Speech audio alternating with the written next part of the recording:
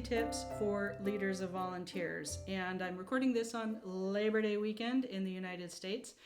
And this kind of ties together. So it seems like a simple question, but how do you define volunteer and volunteering? Is there a specific picture of a certain kind of person that pops in your head when you hear the word volunteer? In your agency, is there a written legal definition in line with local labor laws? Is there a written definition of a volunteer role as distinct from an employee paid role, as distinct from a stipended or paid internship or fellowship role? These lines and definitions in practice can be kind of unclear and can sometimes be deliberately blurred by organizations, not just nonprofits or government agencies, but also corporations kind of trying to squeeze a little more out of people than is really legal or ethical to do by abusing the word volunteer. I've talked a little bit about this from a couple of different angles, and I'll link to those videos as well, and I'll link to some really interesting research studies on the culture of volunteering and how people define volunteering and what those attachments are. But in a practical way today, for the rest of today's tips, let's start with the difference between formal and informal volunteering. And that can be thought of as formal volunteering, which is about only 30% of the work that's really done around the world that people consider volunteering, is attached to an organization, a program, a government agency, something with a fairly formal, if not legal structure, then a recognized community structure like a mutual aid group. They don't have to have a 501(c), but it's a pretty organized group, and it has trainings and onboardings and formal processes, and it's scheduling people to do a mission or work towards a certain cause. So consider that formal. 70%, the vast majority of what people are doing as volunteers, they may not even consider it. They may not even define it that way in their area, in their language, in their culture. But they're doing good work within the community for the betterment of the community with a specific cause or mission. But nobody's keeping track of it, writing it down. It's just something that is happening either spontaneously, like after a natural disaster where people kind of rush to help each other if there are no other infrastructures, governments or nonprofits that can respond to it or responding in time.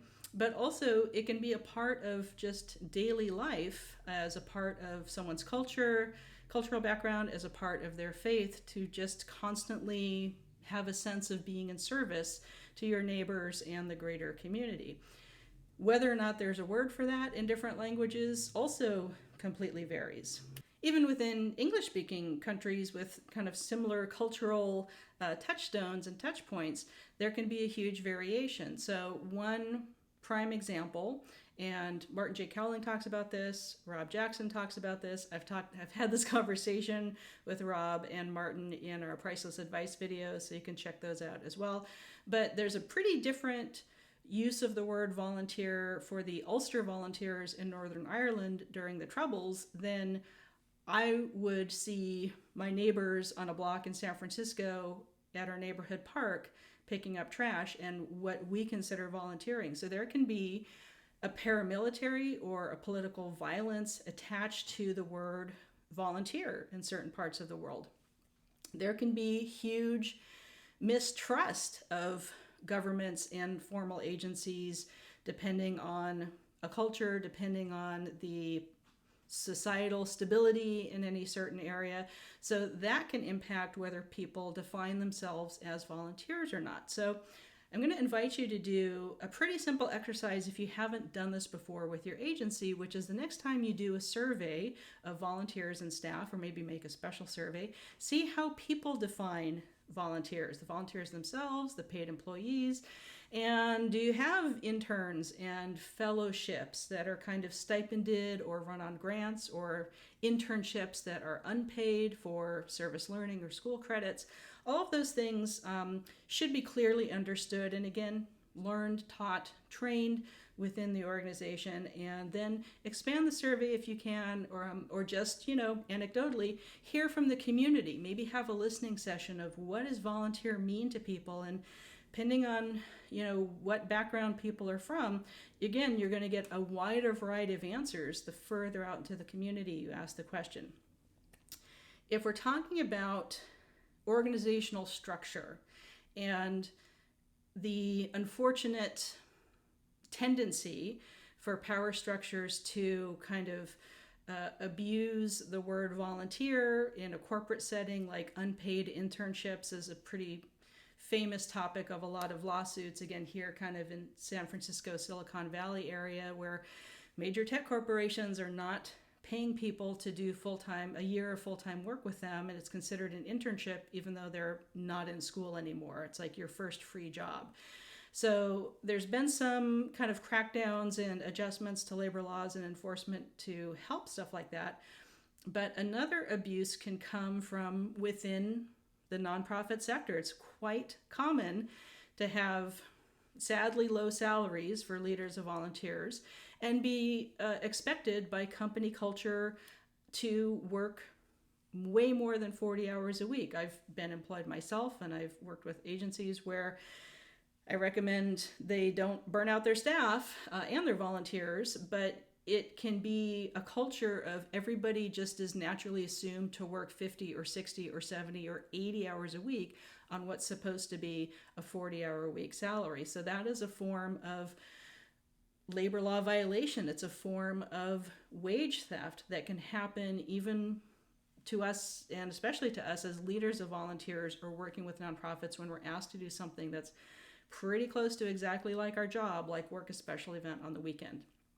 I'll talk about that in some of my videos that I'll link here below as well. If you have a board of directors, are they a volunteer board? Are they counted as volunteers? Are they recruited and screened and taught and onboarded in a similar or consistent way to other volunteers? I found that mostly to not be the case, but it should be. Very often a board is volunteers, whether they're a working board or a fundraising board or whatever their tasks are defined as. That's usually a volunteer position. The exception to that is in government agencies, which I've also worked for and with quite a lot in my career, especially conservation agencies and special districts and municipalities. In a government agency, the board of, say, a land trust or special district is an elected position with a small stipend, really small. You're not going to live on it, but it's a paid elected position. So is there a clerk of the board? Is there someone dedicated in that structure? There should be, for good governance, to managing them. How much does the clerk of the board coordinate with you as a leader of volunteer departments, or your boss or your boss's boss? How are those things lining up?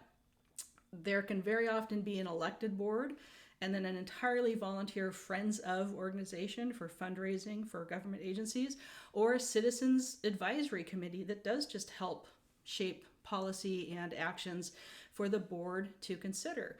So there can be these you can work to clearly define all of these roles so that they're well understood and people have that sense of comfort, convenience, connection to the role that they're doing, their tasks with the team. But I've found in my experience with a lot of government agencies, and particularly in the conservation arena and sector, but this happens across all sectors, that there can be an abuse of unpaid internships and fellowships. Fellowships typically defined as a more professional association or graduate student type of work with a grant or stipend covering their work for, say, 6 months or a year, sometimes 2 years. It can be very prestigious to be selected for these things, but I've seen the lines blur quite a bit between what's salaried work by staff, what's volunteers, what's done by an intern, and what's done by a fellow. And in the case of an unpaid or stipended internship or a stipend fellowship, that's often working out to be less than minimum wage for that person. That process kind of selects for a certain demographic of people who can afford unpaid work. And that kind of circles us back to the beginning of how do we define volunteer, and who or what do we picture in our minds when we hear that word. So a few things to think about for your Tuesday tips today. A little bit of a thinker today, but I want to get the brain juices going on this and hear from you in the comments below of, have you felt like there's been exploitation or blurry ethical or legal line or even wage theft from a corporation or from a nonprofit or government agency that you've worked for? And unfortunately, the pandemic's also gotten us into a weird illegal trend of major global corporations like fast food restaurants asking for volunteers to work a busy lunch hour in exchange for food because they cannot find anybody else to pay to do the work. And that is really wrong on so many levels. I'll maybe do a specialty video on it, but it's an ethical violation. It's a lot of labor laws, legal violations, and quite frankly, that doesn't particularly sound appealing if you're not really going to be trained and you're just showing up to do something for food for a global corporation that has billions and billions of dollars in profit every year. That doesn't really align for my definition of volunteering with calling that volunteering. So kind of watching for some of the ways that the word is misunderstood or abused, and also helping to see how the community does define it, and maybe not imposing your definition or your picture of the perfect volunteer. Maybe listening to the community and engaging in some deep engagement, some listening sessions and some conversations with how people react to that word and define themselves in the great work that they're doing in their communities. As always, I hope you enjoy our Tuesday tip time together. Hit like, be a subscriber, hit the little bell icon so you can see when I upload videos, not just every Tuesday, but also my priceless advice videos, or when I'm featured on other people's podcasts, which happens pretty often. And we'll see you next time.